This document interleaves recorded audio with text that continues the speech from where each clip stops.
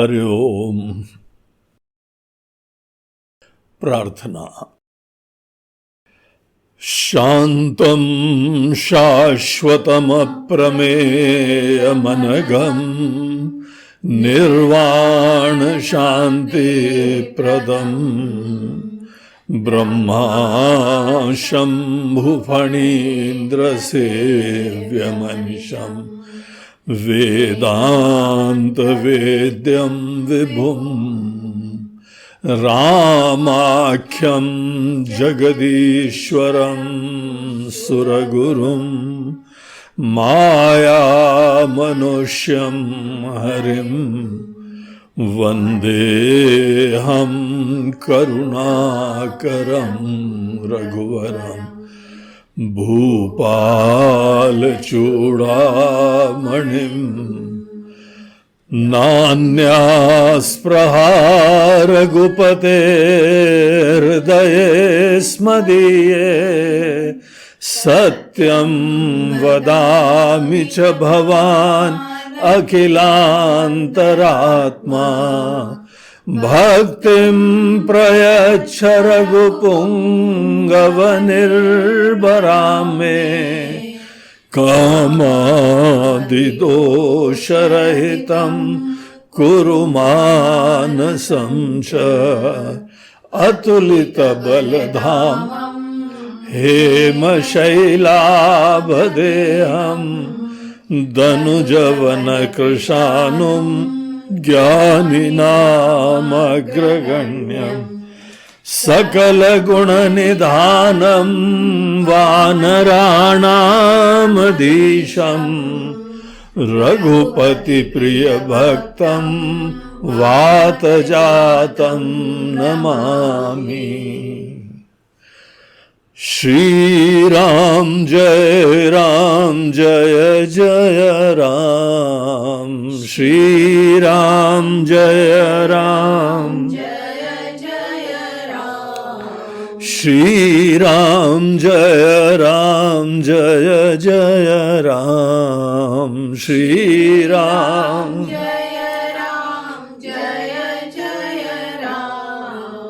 श्रीराम जय जय राम, श्रीराम जय श्रीराम जय जय राम, श्रीराम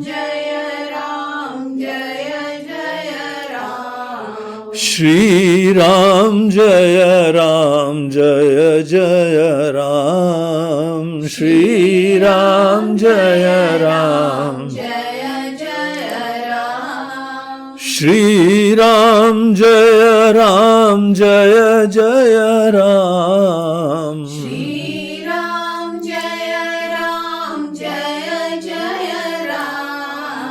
श्रीराम जय जय राम, श्रीराम जय जय राम,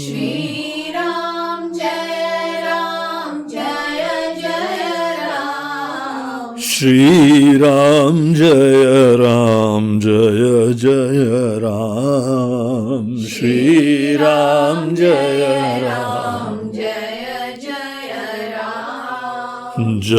जय राम, जय राम।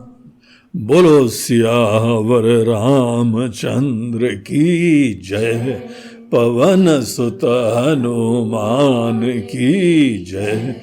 बोलो भाई सब संतन की जय। नमः पार्वती पते हर हर महादेव। हरि ओम। आज सबको हरि ओम। सियावर रामचंद्र की जय और जय श्री कृष्ण।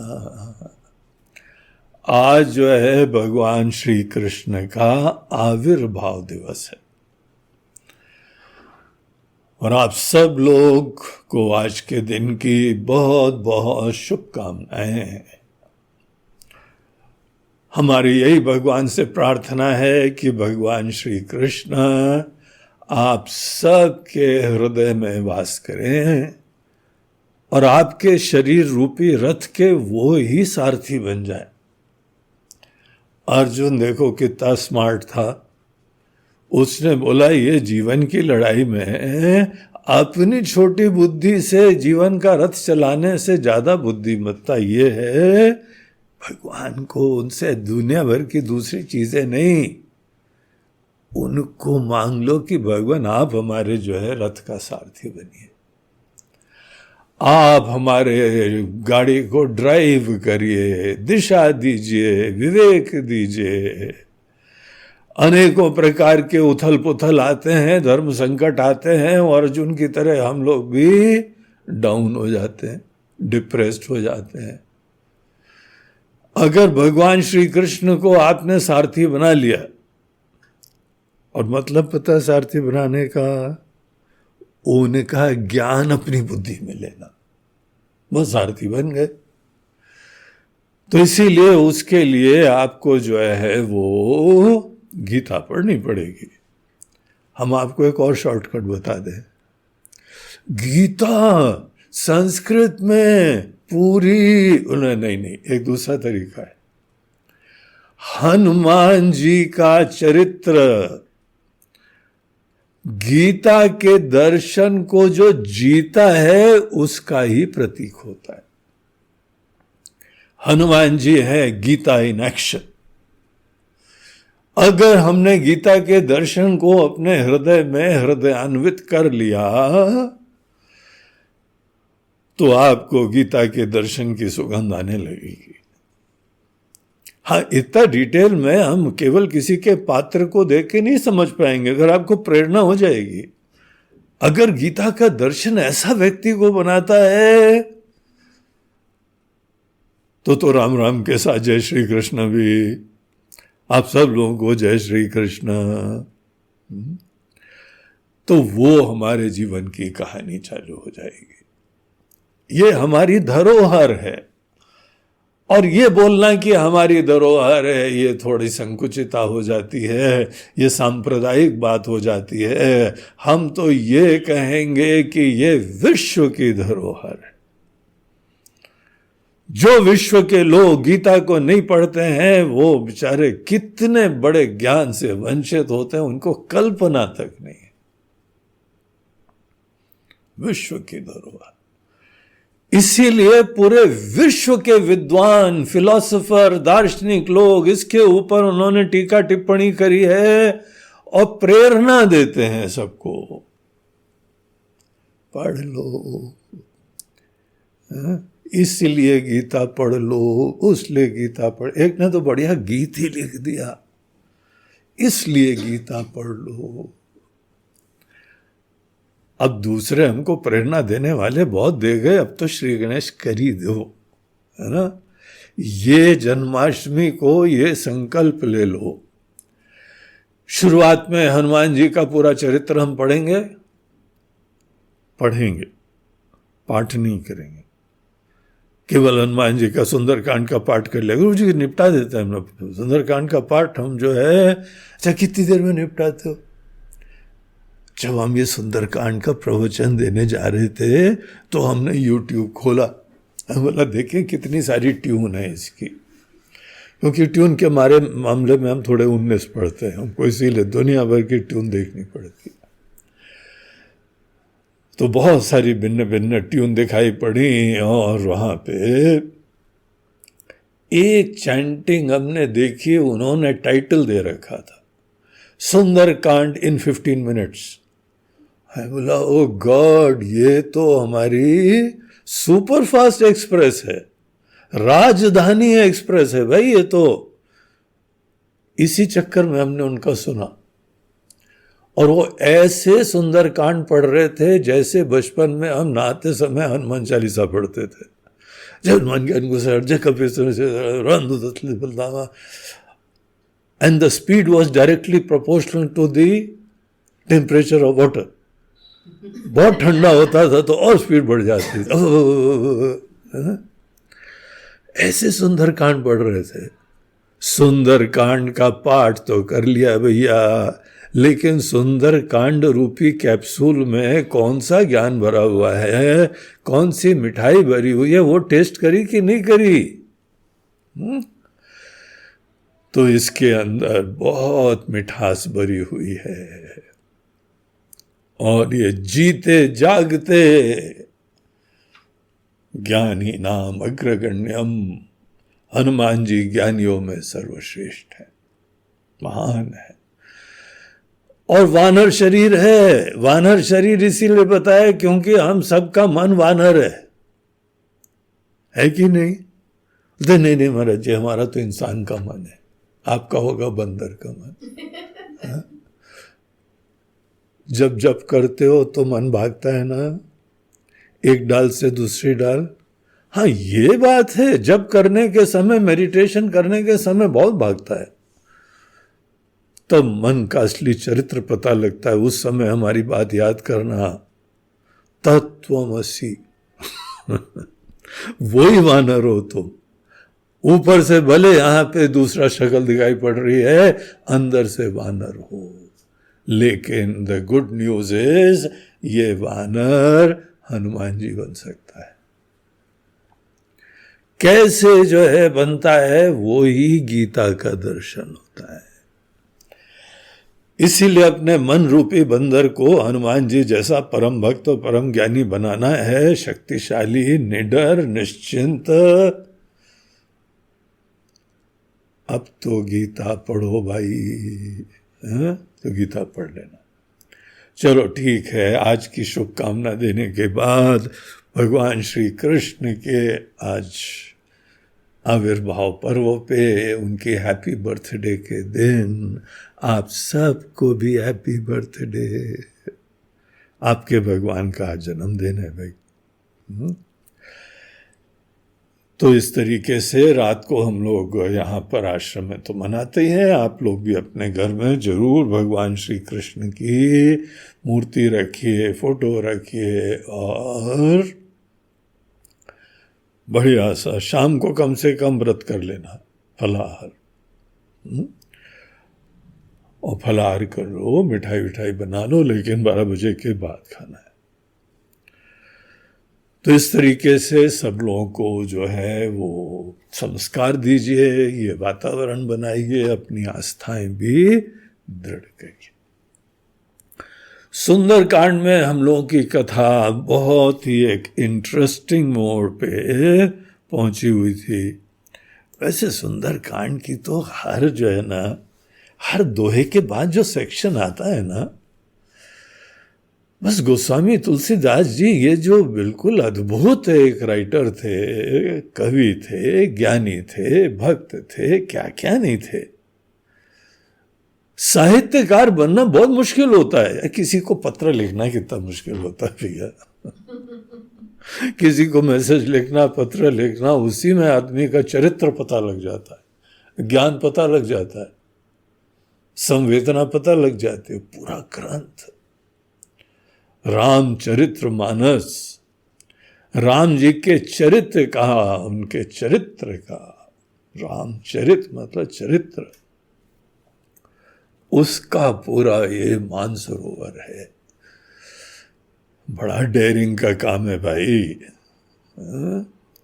और उसमें भी ऐसे अद्भुत राइटर की हर दोहे के बाद छोड़ ही नहीं सकते हैं। और इतना गहराई में जाने की इच्छा होती है कि हमारा 15 दिन में केवल 10 ही दोहे हुए हैं। हमने सोचा था कि 15 दिन में जो है कम से कम 20 तो कर देंगे, लेकिन व्हाट अ ब्यूटी, ऐसी चीज है। अब पाठ करना हो तो निपटा दो आधा घंटे में, 15 मिनट में। लेकिन अगर इसकी ब्यूटी देखनी है, रस देखना है, मिठास देखनी है, तो धीरे से जाना बगियन में। बगिया में धीमे धीमे जाना, बड़े बढ़िया बढ़िया फूल हैं, भंवरे हैं, सबका आनंद लेके। तो हम लोग पहुंचे हुए थे जहां पे हनुमान जी अशोक वाटिका में पहुंच चुके थे, और पेड़ के अंदर पत्तियों में छुपे हुए छोटा सा रूप धारण करके सब देख रहे थे। सीता जी को प्रणाम करा, सीता जी के दर्शन प्राप्त करे, बड़े दुखी हो रहे थे कि कितना कोई व्यक्ति दुबला जा सकता है। डिप्रेशन से, स्ट्रेस से बहुत ज्यादा वेट लॉस होता है, आपको पता है।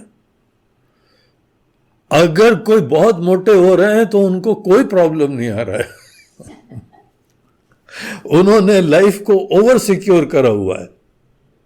थोड़ी बहुत प्रॉब्लम का भी फायदा होता है, थोड़े बहुत टेंशन जो है ना हमारी बुद्धि को भी जगाते हैं और कभी फैट नहीं जमा होने देते। Fat burner, best fat burner stress. और यहां थोड़ी स्ट्रेस होती है, भागते डॉक्टर के पास, डॉक्टर साहब दवाई दो, और वो डिप्रेशन समाप्त करने के कोई निद्रा वाली गोली दे देते, पड़े सोते रहते हो। हाँ डॉक्टर साहब कोई डिप्रेशन नहीं आया। सोती रहोगे तो क्या डिप्रेशन आएगा। चुनौतियों के बीच में जाओ तो पता लगे कि कितनी अकल, कितने पानी में हो।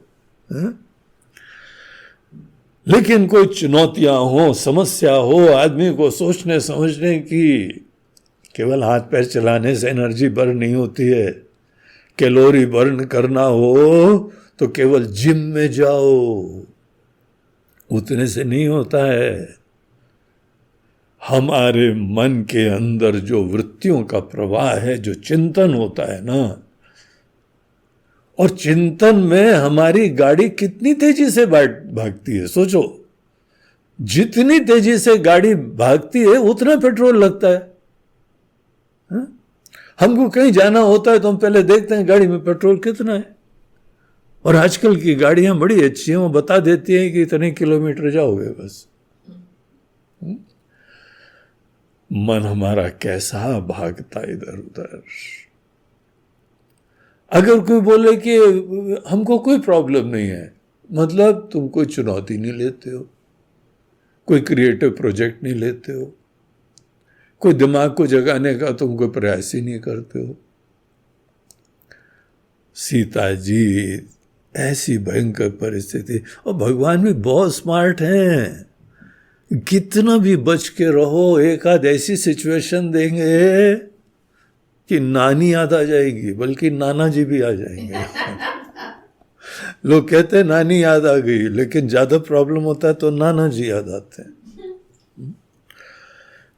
हर व्यक्ति को, कितने भी महलों में हो वो, वहां पे प्रॉब्लम देना जानते हैं। Very smart. भगवान की तो अद्भुत जो है वह कलाकृति है, सृष्टि है। इसीलिए बच्चों बच के नहीं रह नहीं सकते हो। भगवान प्रॉब्लम बाकायदा दे सकते हैं, इसीलिए शराफत से अपनी तरफ से चुनौती लेते रहा करो, बुद्धि को जगाने के लिए। वो करुणा निधान इसीलिए प्रॉब्लम देते हैं कि अब तो सोचो, अब तो जीवन पे आ बनी है, फैट भी बर्न हो जाएगा और साथ ही साथ जो है बुद्धि भी जग जाएगी। प्रॉब्लम में ही बुद्धि जगती है और हृदय से प्रार्थना होती है। देखो एक और ब्यूटी प्रॉब्लम की, जितनी दिल की गहराइयों से प्रार्थना निकलती है ना, वो प्रॉब्लम के अनुपात पे डिपेंड होता है। ऐसे तो करते हो नहीं, ऐसे तो रिचुअल करते हो। हाँ, अगरबत्ती जला दिए, नमस्कार कर लिया है, दुकान खोली, अगरबत्ती घुमाए, पता नहीं क्या बोलते हैं उस समय लोग, प्रणाम जोरदार करते हैं क्योंकि काफी हाई स्टेक्स हैं, और चालू हो जाते हैं। हमारी प्रार्थना अगर दिल से निकल ली है ना, तो समस्याओं के मध्य में होता है।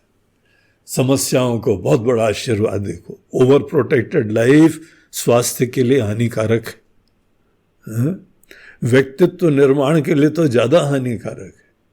इसीलिए हमारे स्वामी जी लोग सब घर बार धन दौलत छोड़ के लाइफ व्यतीत करो, जरा देखो अगली बार खाने का भी नहीं पता है कहाँ है, सोना कहाँ है वो नहीं पता है। हमारे जैसे नहीं जो आश्रमवासी हैं, जो परिव्राजन करते हैं। आश्रम में हम लोग रहते हैं पढ़ाने के चक्कर में, पढ़ने के चक्कर में, इसलिए यहाँ बेसिक इंफ्रास्ट्रक्चर बना हुआ है। अन्यथा जो लोग परिव्रजन करते हैं उन लोगों की बुद्धि परिव्रजन मात्र से बहुत ही जग जाती है। तो सीता जी को हनुमान जी ने देखा, बहुत दुबली हो गई हैं। दुबली हो गई, आपको क्या पता दुबली हो गई? हो सकता है ऐसी ही हो सीता जी। दुबली हो गई ये तो वो बोलेगा ना जिसने पहले सीता जी को देखा था। हनुमान जी ने तो देखा नहीं सीता जी को, तो कैसे बोल रहे दुबली हो गई? है? अरे कोई वीक आदमी शक्ल से दिखाई पड़ जाता है, उसमें ये थोड़ी पुरानी फोटो लाओ जरा चेक करें। तो मुंह पिचका हुआ, शरीर झुका हुआ, चेहरे में निराशा छाई हुई। तो इस तरह से कृश शरीर उन्होंने देखा, और ये कॉमन सेंस है कि ये जो है बहुत ही दुखी है, खाना वाना भी नहीं खा रही है। एक कल हम बड़ा इंटरेस्टिंग कोटेशन सुन रहे थे, बोले कॉमन सेंस जो है ना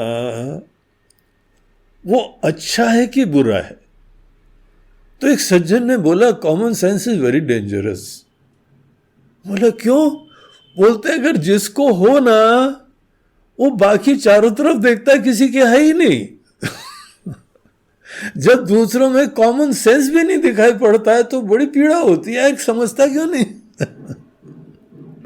हमको तो एक कॉमन सेंस दिखाई पड़ रहा है और दूसरे के अंदर कॉमन सेंस भी नहीं, कैसे जीवन जिएगा वो बेचारा? तो बोलते हैं कॉमन सेंस तो अच्छा है टेक्निकली, लेकिन ज्ञानियों के लिए कॉमन सेंस हो जाना उनको बड़ी पीड़ा देता है जब देखता है किसी के पास है नहीं। एनीवे, हनुमान जी बहुत विवेकी हैं, बड़े ज्ञानी हैं। उन्होंने सीता जी को देखा और मन ही मन सोच रहे थे कि ये सीता जी का कोई प्रमाण वमाण भी मिल जाए, सीता जी हैं। पहले मिले ही नहीं है, देखा ही नहीं है। और हम कैसे जैसे कल बता रहे थे, रावण बहुत बहरूपिया बना सकता है। सीता जी जैसी कोई वहां पे दो चार छुपा रखी हो, असली सीता जी कहीं गुफा में छुपा रखी हो, वो सब चीज के लिए केपेबल था। उसी समय राम जी की कृपा हुई और रावण आया। रात का समय था, ब्रह्म मुहूर्त का, तारे निकले हुए थे, अंधकार था, सो नहीं पाया था रात को। सवेरे सवेरे सीता जी को उठाया, बोला चलो, मंदोदरी को उठाया, बोला चलो, कहाँ जाना है? अशोक वाटिका चलते हैं। हे प्राणनाथ, सवेरे सवेरे वॉक करना है? बोलते नहीं, वॉक नहीं करना है, वॉक भी कर लेंगे और साथ साथ जरा देख के तो आए क्या हुआ वहां पे। उसको एक ऑब्सेशन छाया हुआ था सीता जी का, भूत सवार था सीता जी का। उठते बैठते रात को सो नहीं पा रहा है और वहीं रात को आ गया। मशाल मशाल दाएं बाएं एकदम सडनली दिखने लगी कि कोई वीआईपी आ रहा है, और पहुंच गए महाराज अपनी सब रानियों के साथ। और उधर जो है सीता जी बैठी हुई, पूरा वार्तालाप हुआ उनका, जो हम लोगों ने सब विस्तार से देखा। फिर उसके उपरांत बहुत इंटरेस्टिंग प्रसंग था, बड़ा रोमांचकारी प्रसंग था। कैसी निडरता सीता जी में, एंड व्हाट ए कैरेक्टर, दृढ़ता, पवित्रता। किसी भी परिस्थिति में अपनी वैल्यूज, अपने कन्विक्शन से कोई च्युत नहीं होता है। कैसी भी मुसीबत हो जाए, कैसे भी मरना सन्न हो जाए, तो भी उनका चरित्र किसी प्रकार से हिलता तक नहीं। ऐसे बातें कर रही हैं सीता जी। वो अपनी तारीफ करता है तो सीता जी बोलते हैं हाँ हम जानते हैं तुम कौन, जुगनू जुगनू। और राम जी सूरज है, क्या तुलना सूरज और जुगनू की, फटाफट बात कर रही है। वो बड़ा तिल मिला रहा है, गुस्सा हो रहा है, यहां पे हम इतने बन ठन के आए हैं और ये न समझ रही, और तलवार निकाली, अब डराते हैं इसको। तो तलवार से प्रार्थना करने लगी, हे चंद्रहास तलवार, शिव जी ने रावण को भेंट दी थी। वो तलवार थी बड़ी फेमस, हिस्टोरिकल। उससे प्रार्थना करने लगी कि हमारे जो है तुम इतनी शीतल हो, कोल्ड स्टील, अब स्टील की थी किस चीज की थी वो तो वो जाने, लेकिन मेटल की कूलनेस, हमारा अग्नि शरीर जल रहा है, मन जल रहा है, तो हमारी शीतलता, अपनी शीतलता से हमको भी शीतल कर दो। लो, ये भी फेल हो गया। मारने से, जो मरने से नहीं डरता है ना, वो किसी से नहीं डरता है। एक हमको फौजी मिले, वो बोल रहे थे कि गुरुजी, हम लोग फौजी लोग जब जाते हैं ना बॉर्डर पे और एक दो लोगों को मरता हुआ देखते हैं तो धीमे धीमे मृत्यु का डर खत्म हो जाता है। मृत्यु अवश्यम भावी है, अपरिहार्य है, कभी भी आ सकती है। और एक बार आदमी का मृत्यु से डर खत्म हो जाता है ना, आई टेल यू, ऐसा परिवर्तन हो जाता है मन में, कोई डर ही नहीं है उसके बाद, बस विवेक की बात है। अब डर से प्रवृत्त नहीं होते हैं, यहां सब लोग जीवन भर डर डर के जीते हैं, हर चीज में डरते रहते हैं। डर इतना बड़ा फैक्टर है, वो क्या होगा क्या होगा क्या होगा। अरे क्या होगा, जैसे मरोगे ना, और क्या होगा, इससे ज्यादा तो कुछ नहीं होगा ना। और मृत्यु के ऊपर विजय प्राप्त कर। देखो उपनिषदों की कथा आती है, नचिकेता, उसको मृत्यु का डर नहीं था। नचिकेता के साथ dialogue, what an amazing thing. हम जिस मृत्यु से डर डर के जीते रहते हैं, उस मृत्यु को अगर आप फेस कर सकें तो मृत्यु देवता शिक्षा देते हैं, जन्म मरण का रहस्य बता देते हैं, आत्मा को अविनाशी बता देते हैं। अनेकों जगह हम लोगों के शास्त्रों में यह बात आती है कि अर्जुन ये जन्म मरण, तो फिर तुम्हारी मृत्यु नहीं होगी। एक सज्जन पूछते हैं, स्वामी जी बार बार मृत्यु की क्यों बात करा करते हैं?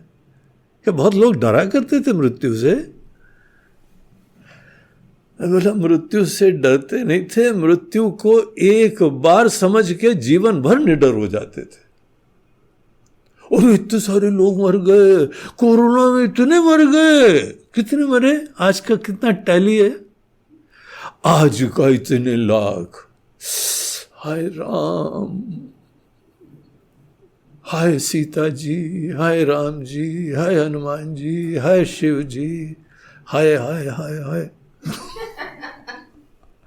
लेकिन क्या हाय कर रहे हो? बहुत डर लगता है मृत्यु से।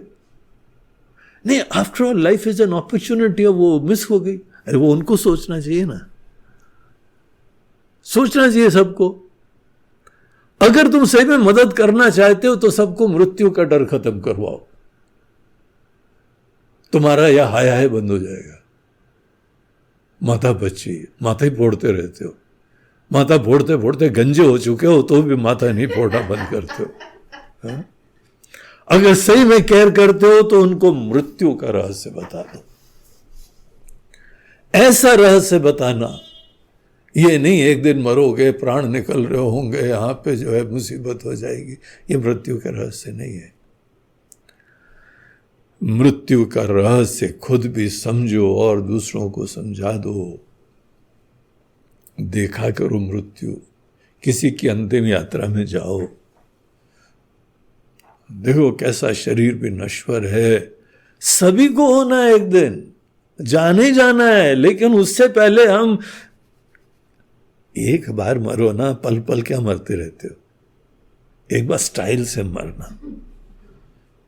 मरते समय भी मृत्यु का डर नहीं आए। मृत्यु को आंख से आंख मिला के देखना, बोला hello Yamraj, how are you, बोल सकते हो। मृत्यु का स्मरण करते ही अनकॉन्शियस हो जाते हो, हवा गायब हो जाती। भैंसा आया, भैंसा और भैंसे वाला भी आया, बड़ी लंबी मूछें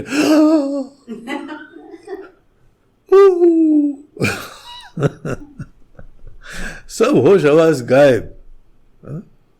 ये मर गया। गीता में पूछो भगवान कृष्ण से, पढ़ा करो ना। हो हा करते रहते हो, हाय हाय करते रहते हो, पढ़ते नहीं हो गीता। भगवान कृष्ण अर्जुन को बोलते हैं कि अर्जुन, ना हमारी मृत्यु होती है ना बेटा तुम्हारी मृत्यु होती। पता है तुमको? नहीं पता है भगवान, पता करो। भगवान आपका तो भी रिसेंटली जन्म हुआ है, हम आज जन्माष्टमी बनाने जा रहे हैं। जन्माष्टमी हमारा जन्मदिन नहीं है, हम तो पहले से हैं। आज हमारा एक विशेष चोला धारण करा था। हमारी बड़ी लंबी चौड़ी कॉस्ट्यूम है, वार्डरोब बहुत बड़ा है हमारा। एक पर्टिकुलर ड्रेस पहन के आना, उसको दुनिया बोलती है कि हाँ जन्म हुआ है, इस रूप में आ गए। लेकिन हमारे जीवन की कहानी वहां से थोड़ी चालू होती है। थोड़ी गहराई से देखो, कौन आया, कहां था पहले, क्यों आया। गीता के 4th चैप्टर में भगवान श्री कृष्ण हमको पूरा रहस्य बताते हैं। हम आते हैं तो क्या मीनिंग होता है, क्यों आते हैं, कब तक रहते हैं। ये चोला हमने इस पार्टी के लिए धारण करा हुआ। एक पार्टी चल रही है हमारी, स्पेशल पार्टी ड्रेस है हमारी। ड्रेस थोड़ी हम हैं, ड्रेस को धारण करने वाले हैं हम वो लाइफ है, वो कॉन्शियसनेस है जो पहले भी थी, अभी भी है। हाँ, तुम्हारी केवल तुम इन्हीं चर्म चक्षु से दुनिया देखते हो, तुम अकल से देखते ही नहीं हो। तुमने शिव जी से कभी प्रेरणा नहीं ली अपनी ज्ञान चक्षु खोलने के लिए। ज्ञान चक्षु खोलो तो पता लगे कि जो चोले में जो जीवन तत्व है वो कभी मरता ही नहीं है। हम सबका परिचय वो जीवन तत्व से होना चाहिए, शरीर से नहीं। यही तो गलती कर दी। उसके बाद फिर जीवन भर का रोना है, हाय राम क्या हो गया, आज 4 लाख मरे। इंडिया की टैली इतनी बढ़ रही है, अमेरिका को भी पीछे छोड़ने वाली है। पुरानी बात है, अभी नहीं, आजकल बहुत अच्छा चल रहा है। चुनौती आती है, कोई चुनौती हैंडल करते हैं, ठीक हो जाता है, उसमें क्या है। और जो बुद्धू लोग हैं, अज्ञानी लोग हैं, वो तो कितनी बार मरते रहते हैं। जाओ किसी समुद्र के किनारे खड़े हो, ये भी लहर मर गई, वो भी लहर मर गई, ये भी लहर मर गई, और वो देखो अभी मरी, हाय राम। अरे लाला लूलू लाल अरे पोंगा पंडित, हर लहर की जो आत्मा है वो कभी मरती है क्या? तुम देख ही नहीं रहे हो उसको, आत्मा को देख नहीं रहे हो, इसीलिए मरने का रोना होता है। और तुमको मात्र सदैव आत्मज्ञान के बाद ही मृत्यु का डर खत्म होता है, ऐसा नहीं है। हमारे फौजी लोगों को देखो, बिंदास ऐसे लड़ते हैं कि चाइनीज भी अभी तक दुम दुआ के भाग रहे हैं। गलवान घाटी में ऐसी पिटाई करी उनकी, क्योंकि निडर हैं। जो मृत्यु का डर खत्म हो जाता है ना, वो बहुत डेंजरस आदमी होता है, बता दें आपको। वो निडर होता है।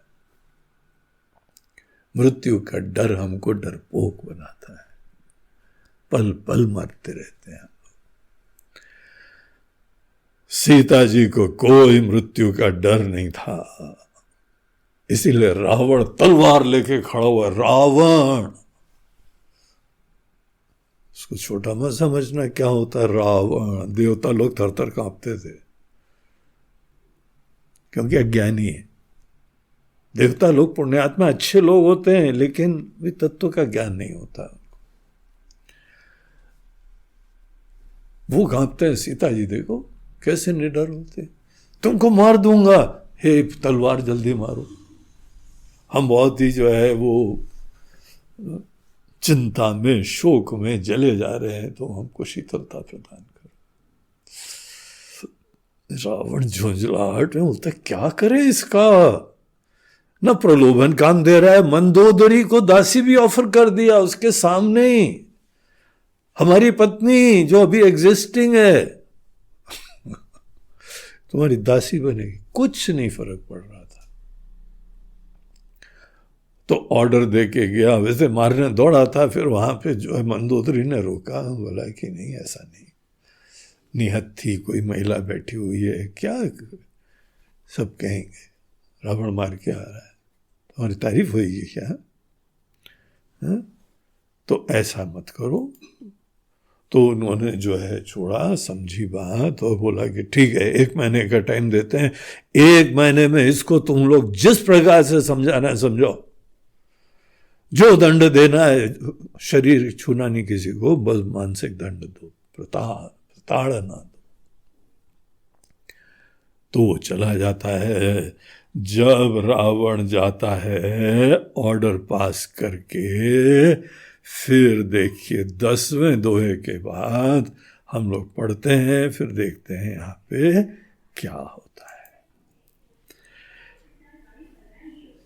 त्रिजटा नाम राक्षसी एका, राम चरण रति निपुण विवेका, सबहु बोली सुनायसी सपना, सीतहि से करहु हित अपना, सपने बानर लंका जारी, जातु धान सेना सब मार, खर आरूढ़ नगन 10 सीसा, मुंडित सिर खंडित भुज बीसा, एहि विधि सो दक्षिण दिशि जाई, लंका मनहु विभीषण पाई, नगर फिरे रघुवीर दोहाई, तब प्रभु सीता बोली पठाई, यह सपना मैं काहूँ पुकार, होई यही सत्य दिनचारी, तासु बचन सुनिते सब डरी, जनक सुता के चरण निपरी, जहाँ तहाँ गई सकल तब, सीता कर मन सोच, मास दिवस बीते मोहि, मारे निशिचर पोच, सियावर रामचंद्र की जय, पवन सुत हनुमान की जय, बोलो भाई सब संतन की जय। त्रिजटा नाम राक्षसी एका, राम चरण रति निपुण विवेका, सब नहु बोली सुनायसी सपना। तो एक वहां पे जो है उनकी चीफ राक्षसी, समस्त राक्षसियों का जो लीडर है, उसका नाम था त्रिजटा। तो त्रिजटा के बारे में हमने बताया था, नाम कैसे पड़ा। जिसकी 3 जटाएं, उसका अपना स्टाइल था, फैशन स्टेटमेंट था। 2 जटाएं पीछे रहती थी, 1 जटा आगे रहती थी उसकी। सब लोगों का अपना अपना स्टाइल होता है। तो त्रिजटा जो है वो सुंदर भी थी, वृद्ध, थोड़ी सी मैच्योर थी, और ये उसका नाम के पीछे कारण था, तो उसका मतलब एक स्पेसिफिक स्टाइल था। तो एक ऐसी वहां पे राक्षसी थी, और देखो क्या संयोग है भगवान का, वो राम जी की भक्त थी, बड़ी श्रद्धा थी ईश्वर पे। राम जी का भक्त मतलब पूरे जगदीश्वर का विश्वास। रामाख्यम जगदीश्वरम सुरगुरुम माया मनुष्यम हरिम, ये प्रार्थना करी थी ना। जगदीश्वर पूरी दुनिया के जो मालिक हैं वही राम जी है। और दुनिया चल रही है ना, इसका मतलब चलाने वाले हैं। क्या इंटेलिजेंस यहां पे पूरी दुनिया के अंदर दिखाई पड़ता है। फिर से जो है मॉनसून चल रहा है, बारिश आ गई। कितने पेड़ काटे हैं नित्य चक्कर में, विनाश कर दिया प्रकृति का। हम पढ़ रहे थे कि हर सेकेंड इतने पेड़ कटते हैं कि घंटे भर में एक फुटबॉल फील्ड तैयार हो जाती, इतने कट रहे पेड़। अभी भी इंसान सुधरा नहीं। मार्स में कॉलोनी बना रहे, सोच रहे, क्योंकि यहाँ विनाश काफी हो चुका है, थोड़ा बचा हुआ वो भी कर डालते हैं, फिर जाएंगे कॉलोनी वहां बनाएंगे। अब राक्षस कौन है ये समझ में नहीं आता है। इनसे अलावा कौन राक्षस हो सकता है, अपने पैर पे कुल्हाड़ी मार। तो ये लोग जो है वो नासमझी करते हैं। ये जगदीश्वर के ऊपर विश्वास करती है, वही राम जी। आप जगदीश्वर, दुनिया के मालिक, आपके मालिक, आपको जिसने बनाया, ये शरीर दिया, ये परिवार दिया, ये देश दिया, कभी सोचो किसने दिया। कितना स्मार्ट है, हमको इतने स्मार्ट व्यक्ति को बनाया यहाँ पे। तुम स्मार्ट हो ठीक है, लेकिन कभी तो सोचो इस स्मार्ट को बनाने वाला कितना स्मार्ट है। वही राम जी है, वही भगवान। तो वो जो है भगवान के ऊपर, ईश्वर पे विश्वास करती थी। त्रिजटा विभीषण की बेटी थी और मंदोदरी ने अपॉइंट करा था यहां पे। ये त्रिजटा की कहानी है। और जैसे विभीषण जी ईश्वर भक्त थे, वैसे ये भी थी। माता पिता भक्त हो तो बच्चे लोग भक्त बनने के काफी हाई डिग्री ऑफ चांस है। अब वही मटर गश्ती करते रहते हैं और केवल अपने हम की संतुष्टि और भोग और विलास करते रहते हैं, फिर कैसे संस्कार पड़ेंगे। विभीषण की बिटिया, विभीषण की बेटी त्रिजटा भगवान के ऊपर भक्त, बड़ी भक्ति उसकी थी, चरण अनुरागी थी। तो यहाँ पे बोलते हैं गोस्वामी जी, राम चरण रति निपुण विवेका। निपुण है, विवेकी है, राम जी के चरणों में रति है। केवल मौसमी भक्त नहीं है, रति है। मौसमी भक्त जब मौसम आते हैं ना तब भक्ति आती है, और मौसम चले जाते हैं तो हम क्या करें। हमारी भक्ति मौसम पे डिपेंडेंट, चली जाती। लेकिन त्रिजटा के बारे में भी कहते हैं, राम चरण रति निपुण विवेका। लंका में भी अच्छे लोग थे। हमने सोचा विभीषण अकेले ही थे, बोलते नहीं भाई वो है तो उनका फैमिली भी है, परिवार भी है। और ये बताया जाता है जिस समय रावण की हत्या हो गई तो मंदोदरी ने पुनः इनसे विवाह करा। वो बहुत खुश थी इनके धर्म के निष्ठा में, धार्मिकता में, ईश्वर भक्ति में, सत्य प्रेम में। तो उसने जो है विवाह करा।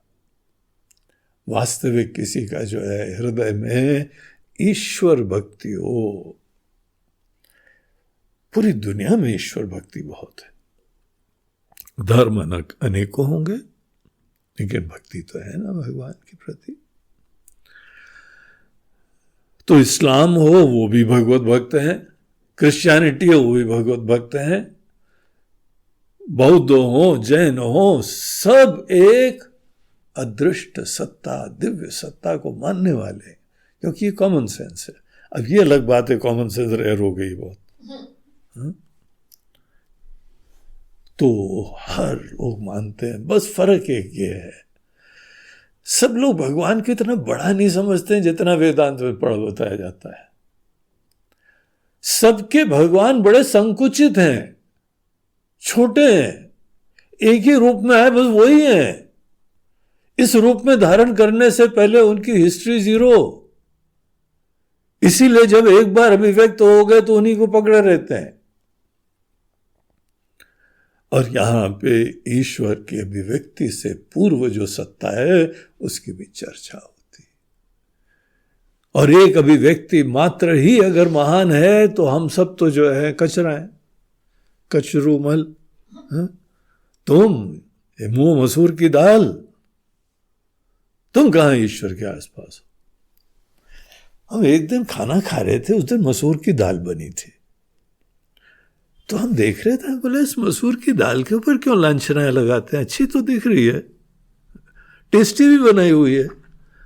और किसी को जो है असमर्थ बताने के लिए ये उपमा यूज करी जाती है, ये मुंह और मसूर की दाल। उसके घर में मसूर की दाल बनाने वाले बड़े बेकार लोग होते होंगे, इसीलिए मसूर की दाल का कंपैरिजन करते हैं, ये मुंह और मसूर की दाल। अरे ऐसा क्यों बोलते हैं, कुछ देखो केवल प्रचलित हो जाता है बेकार की चीजें। तो ये जो है ईश्वर की भक्ति, आदमी के अंदर जो है ईश्वर देखना चाहिए। हम लोग देखते हैं, अनेकों लोगों को हम बताते हैं, देखो भैया तुम राम जी को मानो, कृष्ण जी को मानो, शिव जी को मानो, या गणेश जी को मानो, या माता जी को मानो, हनुमान जी को मानो, किसी को मानो, ये तुम्हारी फ्रीडम है, तुम्हारी इच्छा है, तुम्हारी डिस्क्रिशन है, कोई इशू नहीं। लेकिन प्लीज अपने भगवान को ईश्वर मानो। समझो क्या मीनिंग है इसका।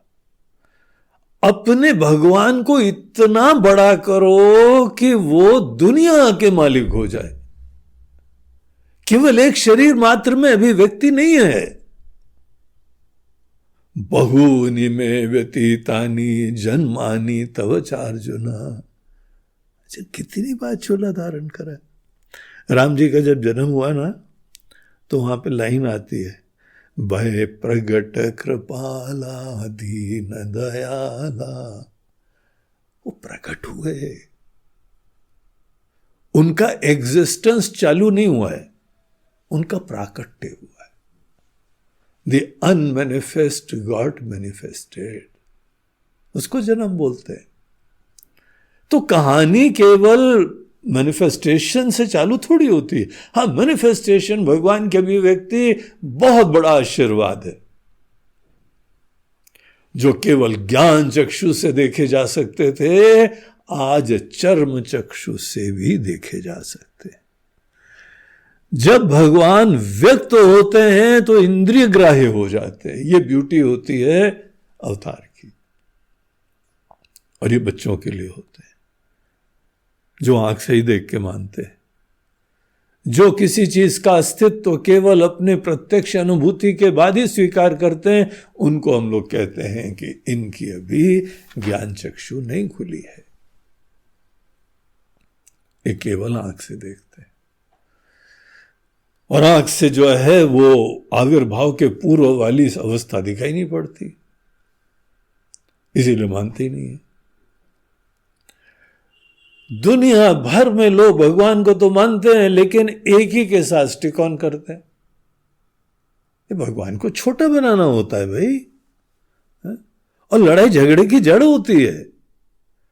दुनिया भर के अंदर हिंसा, मुसीबत। हमारे एक स्वामी दयानंद जी महाराज थे, उनका एक बहुत ही हिस्टोरिकल एक टॉक था।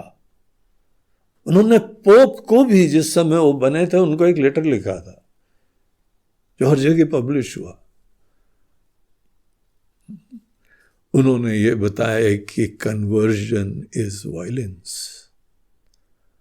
आप लोगों की भक्ति के प्रति हम प्रणाम करते हैं, आप अपने भगवान के प्रति बड़ी भक्ति रखते हैं और उसी के चक्कर में दुनिया को भी उसी रंग में रंगना चाहते हैं, फाइन।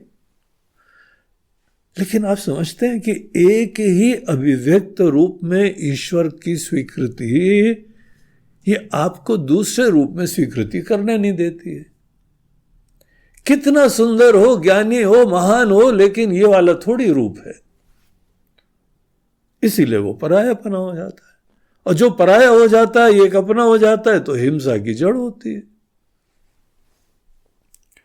तो उन्होंने जो है सबको बताया, सोचो तुम्हारी भक्ति अपने स्थान पे है, लेकिन तुम अपने भगवान के रंग में सबको रंगना चाहते हो। और तुमको पता है किस नजरों से देखते हैं? काफिर है, काफिर। ये तो एथीस्ट है, ये तो भटके हुए इंसान है।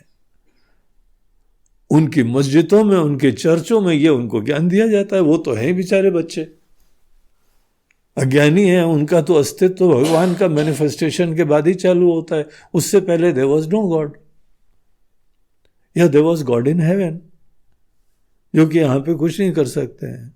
वो इस रूप में आए तभी जाके सब काम बना। बच्चे लोग हैं।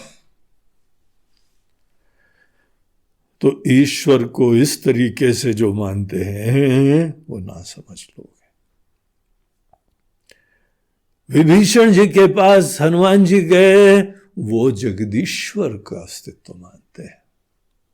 राम जी से तो मिले ही नहीं आज तक। त्रिजटा राम चरण रति निपुण विवेका, राम जी के चरणों में उसकी रति थी, विश्वास था।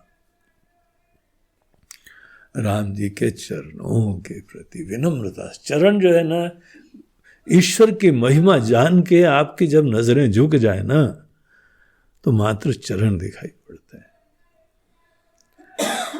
ये ईश्वर की महिमा और हमारे अज्ञान के एहसास का सूचक होता है। चरणों पे नजर चली जाती है। तो ऐसी त्रिजटा थी। त्रिजटा जो है वो वहां पे थी। सब नहु बोली सुनायसी सपना।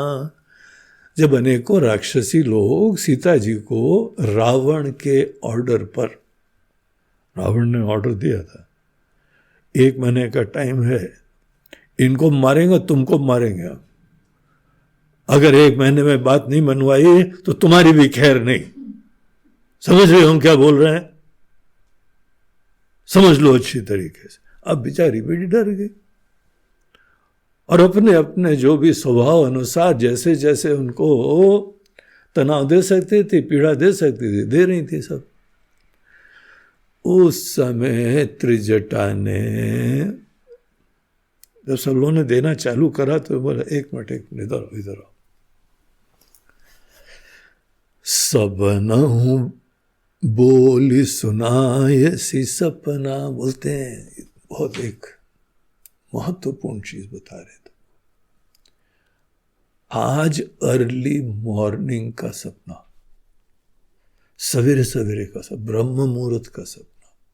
ये ब्रह्म मुहूर्त में आया था रावण, उसी के आसपास हमको सपना आया और बड़ा विविड सपना था।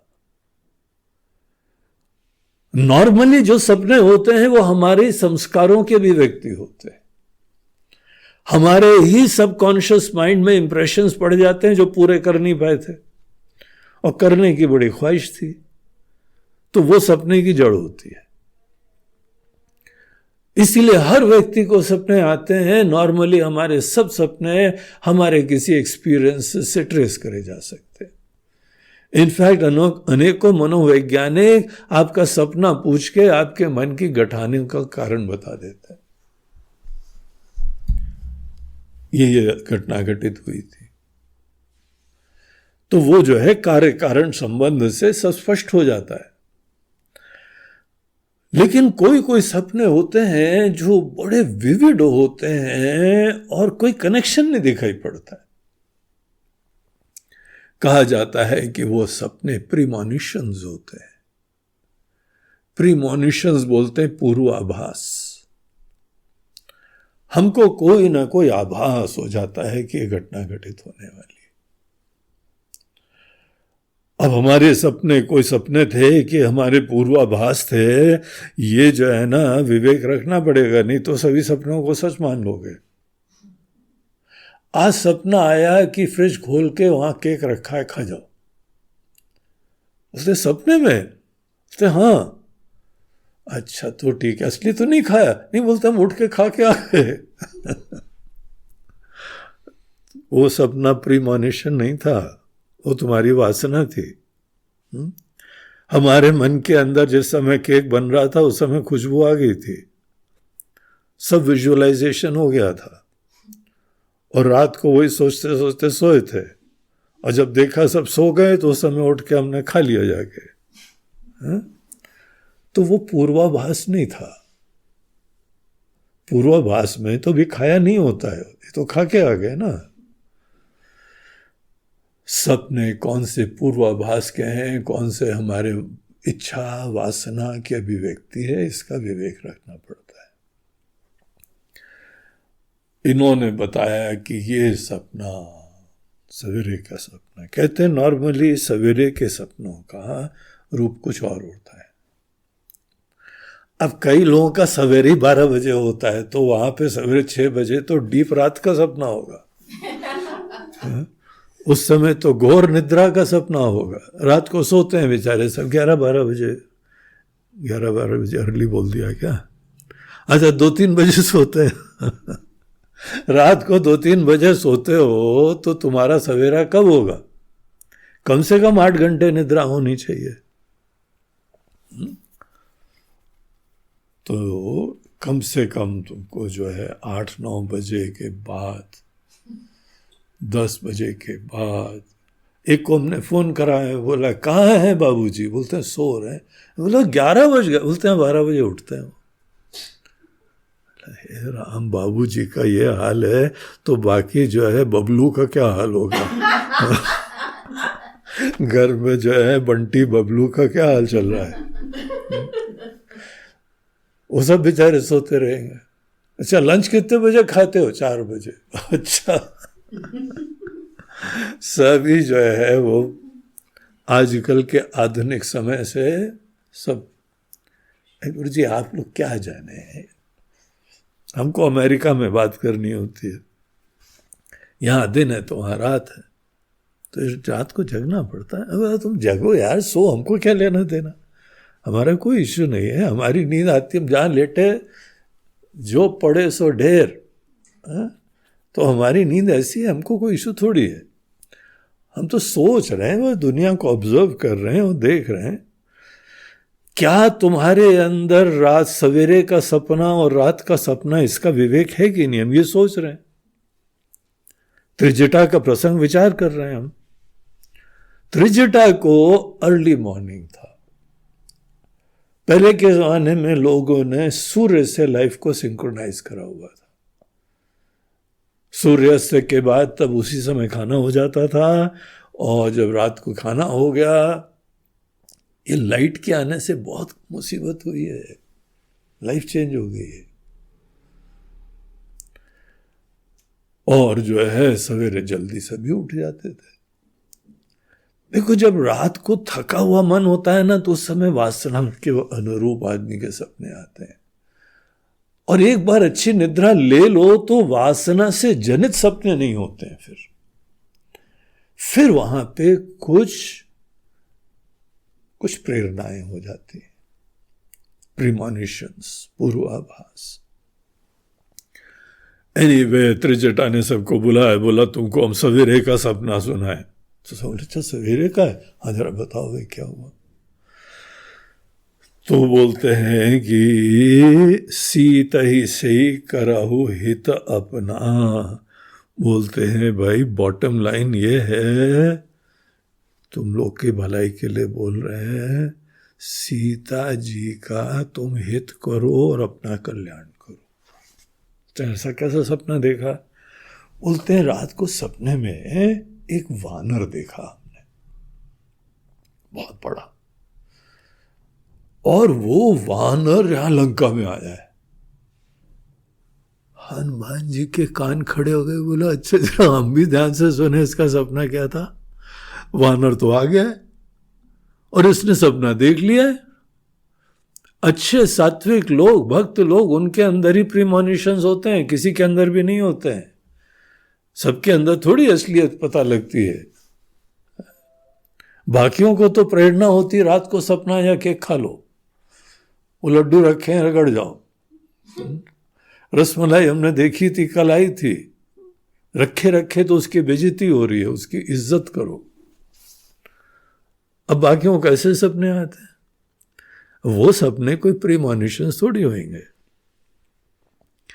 तो इसने बोला वो सपना आया था, और सब लोग को बहुत रिस्पेक्ट था त्रिजटा के प्रति। सपने बानर लंका जारी, सपने में हमने देखा वानर आया और लंका को जला दिया। हनुमान जी सोचते व्हाट अ गुड आइडिया, हमको लंका भी जला सकते हैं, लेकिन नॉट पॉसिबल, कोई हमारा आइडिया भी नहीं है। हमको जो जामवंत जी ने जो एजेंडा दिया है, मिशन स्टेटमेंट दिया था कि तुमको इतना ही काम करना है, हमने प्रपोजल दिया था रावण को मार दें, लंका खत्म कर दें, सीता जी को उठा के ले आए हैं, हमने तो बहुत प्रपोजल दिए थे, लेकिन सबके ऊपर पानी फेर दिया। जामवंत जी ने बोला नहीं, ये काम राम जी को शोभा देता है, सीता जी को राम जी लाएंगे, रावण को दंड राम जी देंगे, दुनिया को पता लगेगा कि राम जी के कोई भी अनुचित कार्य करेगा, सीधे भगवान इंटरवेंशन करते हैं और उसको दंड देते हैं, अन्यथा उसकी मदद भी करते हैं। ये सब जो है राम जी के कार्य का क्षेत्र है, तुम्हारा नहीं है, स्पष्ट मना कर दिया गया था। तो हनुमान जी ने स्वीकार कर लिया, उनको प्रणाम करा, बड़े बुजुर्ग थे, गुरु स्थानीय थे वो, इसीलिए उनके अंदर तो कोई अपना व्यक्तिगत आइडिया ही नहीं था, प्लान ही नहीं था। अब तो भी त्रिजटा के मन में सपना आ रहा है, भाई सपना सुनने में क्या प्रॉब्लम है। हाँ भाई Trijata, Hanuman ji all stations alert, पूरा ध्यान से सुन रहे थे, एडवेंचरस कहानी है। तो एक सपने में वानर आया और जातुदान सेना सब मारी। जातुदान राक्षस, राक्षसों की सेना को खत्म कर दिया। हनुमान जो रहा, दैट इज पॉसिबल, ऊंचा पे ताव देके, दैट इज नो इशू, हमने तो बोला ही था मारेंगे, लेकिन हमको मना करा गया था, लेकिन तो भी अगर ऐसा कुछ घटना होगी तो मार दूंगा इन लोगों को, खत्म कर दूंगा। नो फियर्स, कोई संकोच ही नहीं, कोई विचार ही नहीं, ऐसा बल का विश्वास है, बुद्धि का विश्वास है, कोई भी एक्सीजेंसी है, समस्या है, निपट लेंगे। और हनुमान जी को भी मृत्यु का डर तो खत्म हो चुका था, तत्व ज्ञान से मृत्यु का डर खत्म हो जाता। तो ऐसे हनुमान जी, उन्होंने सुना कि यार ऐसा हुआ, फिर बोलते हैं अच्छा सपने में और क्या भगवान ने इसको बताया। खर आरूढ़ नगन 10 सीसा, हे राम 10 सीसा रावण दशानन, गधे पे सवार, और सब नगन, पूरा नंगा, नंगूराम रावण को नंगा करके गधे पे बैठा के, मुंडित सिर खंडित भुज भी सा, सर मुड़वाया हुआ था, पूरा जो है वह उजड़ा चमन। जिसका सर के बाल उड़ जाते हैं ना, उसके लिए बड़ा अच्छा नाम होता है, उजड़ा चमन। एक बार हम भी बाल कटा के गए बाजार कहीं घूमने, तो किसी ने बोला ओ उजड़े चमन।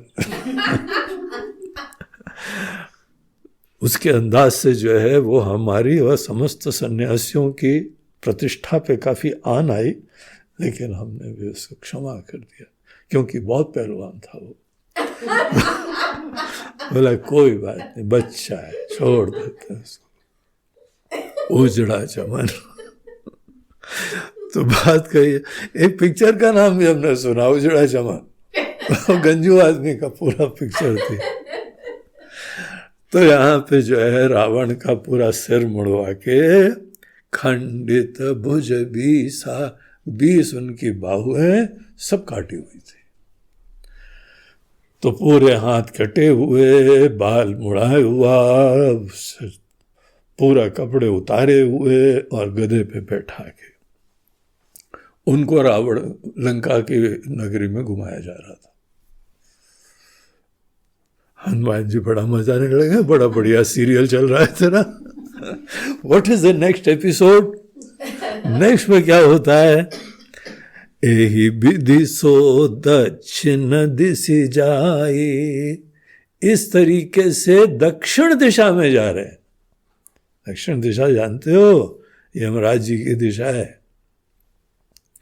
इसीलिए तो वास्तुशास्त्री लोग आपको बताते हैं घर की एंट्री दक्षिण दिशा में मत करना, यमराज जी तुम्हारे घर जल्दी आ जाएंगे। वो उधर से आते हैं तो फिर जिसका घर का साउथ फेसिंग है सीधे वहाँ पहले एंटर करते हैं। फिर बाद में बोलो कि यमराज जी हमारे वहाँ सब मर गए। तो बोला तुमने हाथ बनाया हुआ था साउथ में एंट्री, तो हम अपने घर से निकले, सीधे जो दरवाजा खुला था घुस गए वहाँ पे। दक्षिण दिशा में तुम्हारी दरवाजा था, बाकी सबका नॉर्थ था, ईस्ट था, कुछ भी था। इसीलिए समझ जाओ, बाकी तुम्हारी इच्छा, अगर तुमको जल्दी जाना कोई इश्यू नहीं है। लेकिन दक्षिण दिशा में जाना, उधर का मुंह करना, हम लोग ध्यान पूजन भी करते हैं नॉर्थ या ईस्ट की तरफ ध्यान देके।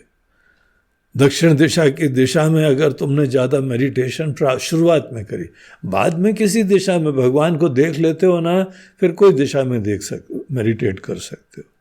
लेकिन जब तक नहीं देखते हो, केवल दुनिया देखते हो, देवता देखते हो, उस समय तुमको तुम्हारे हित के लिए बता रहे हैं। यमराज जी का घर साउथ में है, इंडिया से साउथ। हमारी जहां हम लोग खड़े हुए ना उसके साउथ में है वो रावण का, वो यमराज जी का घर है। और ये महाराज दक्षिण दिशा में जा रहे थे, गधे पे बैठाए हुए, सिर मुड़वाए हुए, और यमराज जी अर्थात मरने जा रहा है। एहि विधि सो दक्षिण दिशि जाई। फिर रावण अगर मर गया या मरने के लिए जा रहा है, अभी उसके सब काम हम देखें तो मरने के लिए जा रहा है। बुद्धिमान लोग रावण के कर्म, उसका ज्ञान देख के बोल रहे हैं भैया तुमने दक्षिण दिशा की यात्रा चालू कर दी है, अब शीघ्र ही तुम यमराज जी से मिलोगे। तो फिर उसके बाद कौन राजा बना? लंका मनु विभीषण पाई। विभीषण जी को लंका। हनुमान जी बहुत खुश हुए, बोलते हैं यस वेरी गुड मैन, हम तो मिलके आ रहे हैं अभी। क्या भक्त है भगवान का, लंका का उद्धार हो जाएगा भाई अगर ये बन जाते हैं। और एनीवे देखें सीरियल में आगे क्या कहते हैं, नगर फिरी रघुबीर दुहाई। पूरे लंका के शहर में, नगरी में राम जी का गुणगान गाया जा रहा है, एज दो वही विक्टोरियस हो गए और ये परास्त हो गए। और उस समय राम जी ने सीता जी को बुलवाया आदर सहित, तब प्रभु सीता बोली पठाई। तो उनको आदर के साथ अपने पास बुलवाया। यह सपना मैं कहाँ हूँ पुकारी। हम बड़े ऊंचे स्वर में बता रहे हैं, हमारा दिल बोलता है कि ये सब सही है, क्योंकि सपने की टाइमिंग ऐसी है, सपने का नेचर ऐसा है, और रावण के कर्म ऐसे हैं। कोई भी जो है वो जान के वो समझ जाएगा कि रावण उसी दिशा में जा रहा है। हो यही सत्य गए दिनचारी। और एक और बात बताएं, ये 3-4 दिन में होने वाला है। सब राक्षसी बिचारी ऐसी घबरा गई, तासु बचन सुनीते सब डरी, जनक सुता के चरणन परी। सबकी हालत खराब हो गई। और जो बड़ी टैक्टिक्स निकाल रही थी कि इनको कैसे तनाव दें, कैसे स्ट्रेस दें, कैसे शोक दें, कैसे डराएं, उनके चरणों में पड़ गई। कृपा कृपा, हे जगदम्बा, हे भवानी, हे माता जी, कृपा दृष्टि बनाए रखना। हम तो केवल ड्यूटी कर रहे हैं, हमारा आपसे कोई दुश्मनी नहीं। आप जानते हो मजबूरी में केवल ड्यूटी का पालन करना। जनक सुता के चरणनी परी, पड़ी जाके चरणों। तहाँ तहाँ गई सकल तब, और वहां जाके उनको प्रणाम करा, उनसे क्षमा याचना करी और इधर उधर सब चली गई। तब सीता कर मन सोच, सीता जी यहां विचार करने लगी, 1 महीने का टाइम है, ये दुष्ट जो है ना छोड़ेगा नहीं, हमको पता है इसका। आखिर राजा ऐसे ही थोड़ी बनते है। कोई राजा बनने के लिए दृढ़ संकल्प होना चाहिए और अपने वचन की प्रतिबद्धता होनी चाहिए। तो ये तो बहुत ही जो है वो ऐसा ही जिद्दी राजा है, 1 महीने में मुसीबत करेगा। मास दिवस बीते मोहि मारी निशिचर पोछ। ये निशिचर, ये निशाचर, ये राक्षस हमको डेफिनेटली मारेगा। 1 महीने का हमारा भी जीवन है। ऐसा सोच के सीता जी बड़ी विह्वल थी। देखो उसको मरने का डर नहीं था सीता जी को। हमने जैसे बताया सीता जी भी मृत्यु, ये जो भी हम लोगों के वैदिक धर्म है ना, सनातन धर्म का दर्शन ऐसा है कि यहाँ के लोग मृत्यु का डर खत्म कर देते हैं। और इसीलिए प्रेम, सेवा, सब चीजें बड़े दिल से होती, निष्कामता से होती। बाकियों की प्रार्थना भी बस अपने स्वार्थ के लिए होती। कोई जो है 72 हूरों के लिए पूजा कर रहे हैं, यहां एक नहीं मिली, 4 को ट्राई करा लेकिन कोई हूर नहीं निकली। अब शरीर बुढ़ा गया, अब 72 हूरों के पास जाएंगे। पता नहीं कैसा लोग की सोच है भाई। हम तो निश्चित रूप से वैचारिक मतभेद रखते हैं, हमको आश्चर्य लगता है ऐसे सोच से लोग प्रभावित कैसे होते हैं। और हमारे ईसाई लोग, इस समय शरीर हमारा गाड़ दो, उसके उपरांत द डे ऑफ रिडेम्पशन, उस समय हम उठेंगे और उस समय जो है ना वो गॉड इन हेवन उनके पास जाएंगे। ये तुमको लगता है कि तुम्हारा शरीर जो गड़ा हुआ है वो उठेगा क्या? कैसे समझते हो? और गॉड इन हेवन तुम्हारी जब सृष्टि का प्रलय हो जाएगा तब जो है रिडेम्पशन का दिन आएगा, उस दिन तुम मिलने जाओगे। सियावर रामचंद्र की जय। इनकी बुद्धि इन्हीं को मुबारक हो। और सबको पता है भजन क्यों करवाते हैं? हे पापी लोग, तुम सब लोगों ने एडम और ईव का पाप अभी तक अपने सर पे रखा हुआ है और तुम्हारा कल्याण तुम्हारे कर्मों से तो हो ही नहीं सकता है। ये तो तुम यीशु मसीह के ऊपर विश्वास करोगे, वही तुम्हारा आके उद्धार करेंगे, तुमसे कोई उम्मीद नहीं है। तो ऐसी निकृष्ट दृष्टि से सबको देखते हैं, हमको नीचा दिखा के, बेवकूफ दिखाते, असमर्थ बता के फिर भजन करवाते हैं और सब लगे हुए भजन कर रहे हैं। हाँ वो तो सत वचन, सत वचन, सत। ये क्या सेल्फ डिग्निटी है तुम्हारी?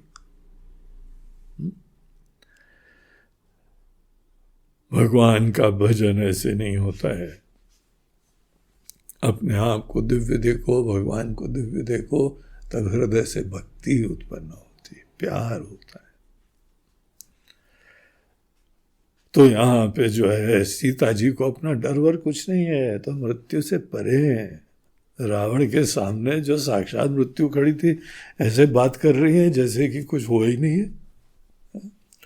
लेकिन हाँ, राम जी के दर्शन के बगैर हम यहाँ पे चले जाएंगे। परम भक्त राम जी की, तो वो उनके मन में जो है अवश्य एक दर्द है, उसका पीड़ा है।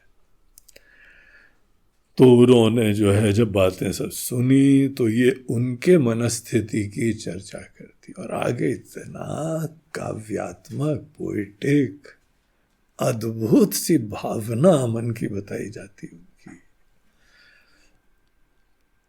हम तो बस कह सकते हैं अमेजिंग है ये साहित्य, ये कहानी, ये कथा। और हनुमान जी को ऐसा अद्भुत सा समय मिलता है, हर चीज का राइट समय होता है।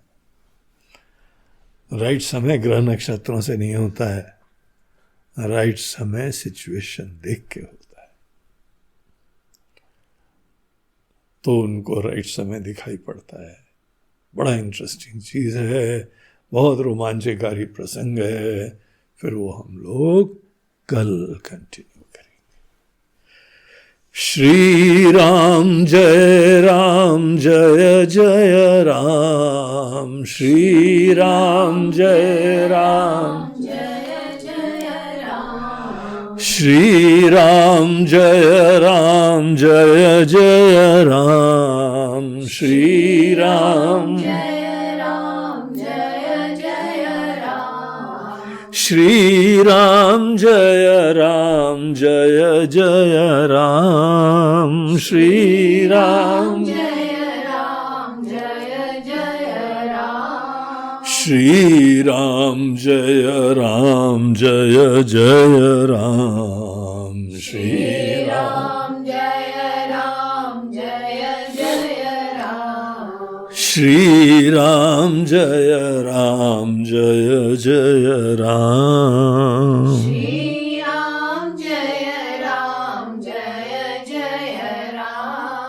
जय जय राम, जय जय राम। बोलो सियावर रामचंद्र की जय, पवन सुत हनुमान, बोलो भाई सब संतन की जय। नमः पार्वती पते, हर हर महादेव, नर्मदे हर, बोलो गंगा मैया की जय।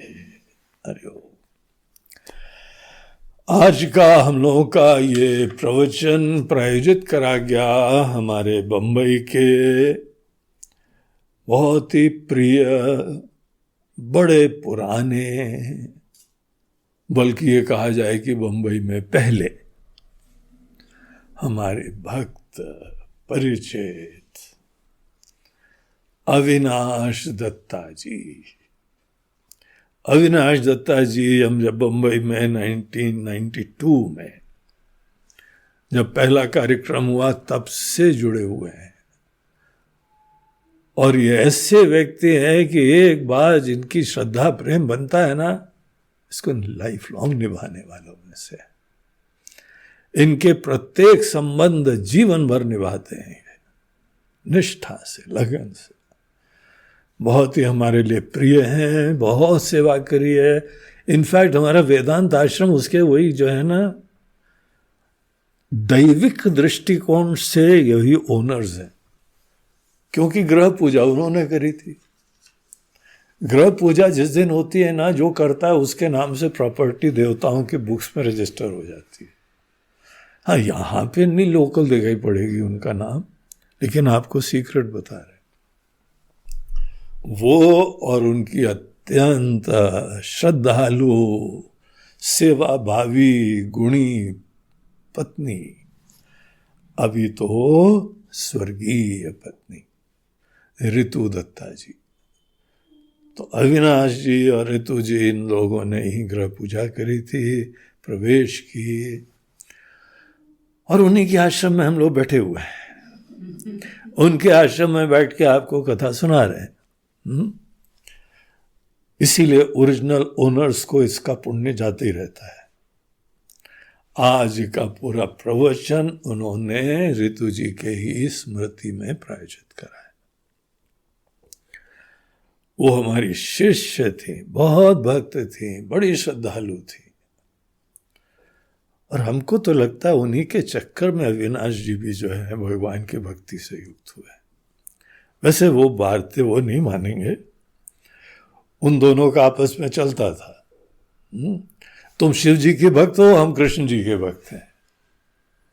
तो ऋतु जी जो थी ना, वो शिव जी की बड़ी परम भक्त थी, और अविनाश जी जन्माष्टमी मनाने आश्रम आते थे। बोलते तुम बैठो यहाँ, शिव जी का पूजन करो, हम जा रहे हैं आश्रम। तो वो यहाँ आके हम लोगों के पास भी कई बार आ गए।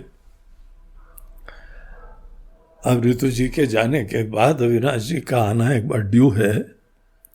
वो आए यहाँ पे दोबारा जन्माष्टमी मनाए, और भी अनेकों जगह।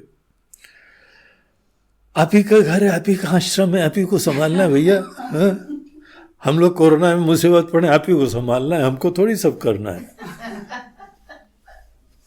ज्यादा बिल ज्यादा हो जाता है तो हम आप ही को ट्रांसफर कर देंगे, हमको क्या करना। एनीवे, मजाक असाइड, बहुत बहुत आशीर्वाद अविनाश जी को। हमारे वहाँ के ट्रस्ट के जो है वो भी पूरे स्तंभ थे। वहाँ हम लोग का एक पब्लिक ट्रस्ट है, इंडियन कल्चरल फाउंडेशन, उसके भी वो मैनेजिंग ट्रस्टी रहे हैं। अब थोड़ा सा रीऑर्गेनाइज करा है दोबारा, नए ब्लड को इन्फ्यूज करा गया है, लेकिन वो अभी भी स्तंभ की तरह विराजमान है।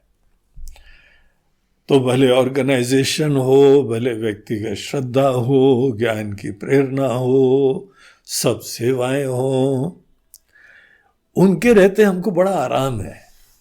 जहां कोई मुसीबत आती है हमको तो एक को बुलाना, बस अविनाश जी देख लो, हाँ गुरु जी ठीक है, हो जाएगा। ऐसे लोग हैं।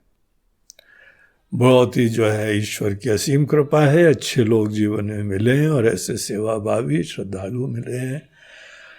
आपकी आज की इस सेवा, इस आहुति के लिए भी पुनः आपको बहुत बहुत शुभकामनाएं। और आपके आज गोपाल कृष्ण भगवान की हैप्पी बर्थडे है, तो आपको भी बहुत ही हैप्पी बर्थडे। आपको बहुत बहुत शुभकामनाएं। भगवान श्री कृष्ण आपके जीवन के सारथी बने रहें, आपके हृदय में बैठ के, जो है ही हैं, उनको पता है, और उनका ज्ञान आपको प्रेरणा देता रहे। हरि ओम।